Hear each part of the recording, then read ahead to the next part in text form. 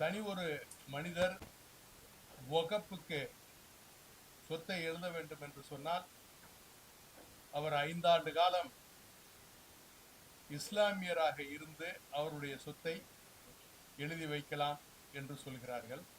போதிய இடவசதி கொடுக்க வேண்டும், அவர்களையும் உறுப்பினராக 2 பெண்களை சேர்த்துக் கொள்ள வேண்டும் என்று சொல்கிறார்கள். வகுப்பு 2 வகைப்படும்.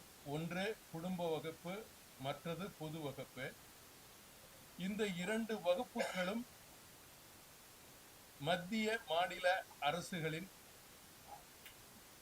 ஆடிட்டிங் செய்தலுக்கு ஒப்புதல் தர வேண்டும். இந்த 2 வகுப்புகளும் பொது வகுப்புக்கு கீழ் வரும். இதில் அனைத்து பிரிவினரும் சேர்த்துக் கொள்ளப்பட வேண்டும். இஸ்லாமிலே சில